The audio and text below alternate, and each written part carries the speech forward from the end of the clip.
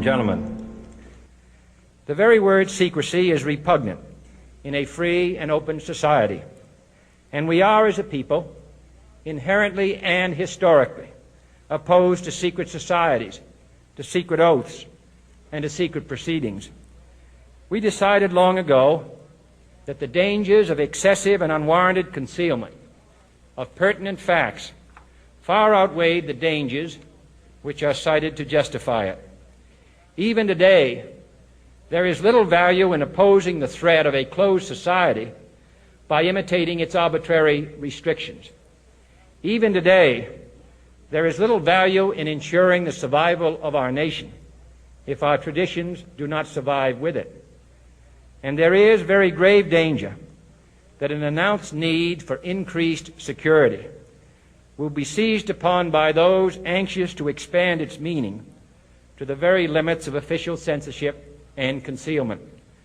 That I do not intend to permit to the extent that it's in my control. And no official of my administration, whether his rank is high or low, civilian or military, should interpret my words here tonight as an excuse to censor the news, to stifle dissent, to cover up our mistakes, or to withhold from the press and the public the facts they deserve to know.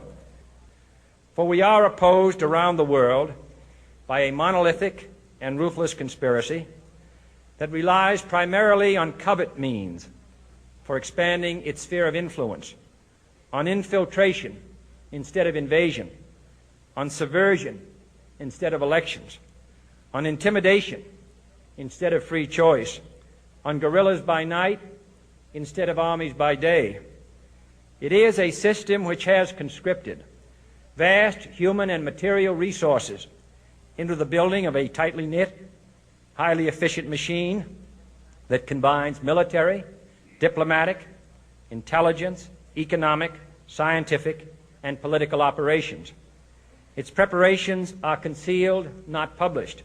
Its mistakes are buried, not headlined. Its dissenters are silenced, not praised.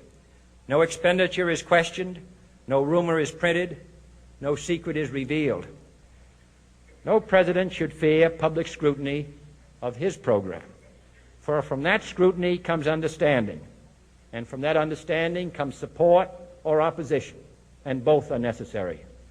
I am not asking your newspapers to support an administration, but I am asking your help in the tremendous task of informing and alerting the American people. For I have complete confidence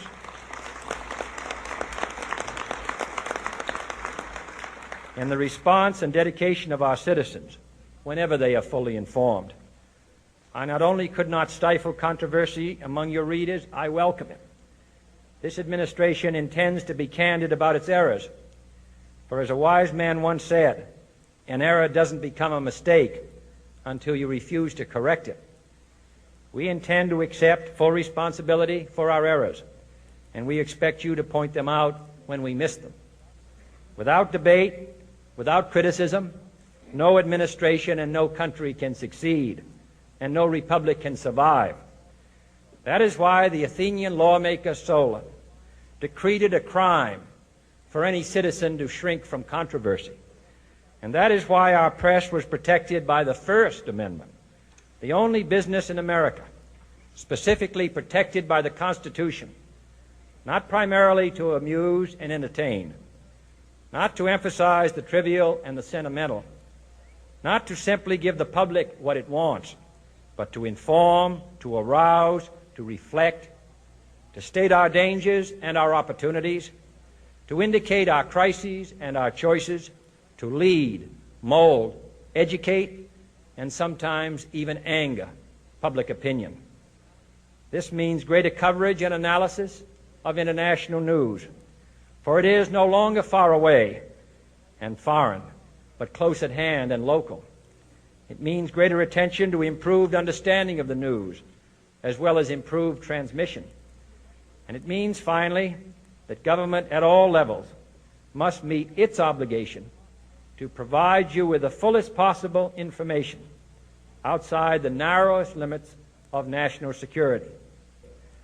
And so it is to the printing press, to the recorder of man's deeds, the keeper of his conscience, the courier of his news, that we look for strength and assistance, confident that with your help, man will be what he was born to be, free and independent.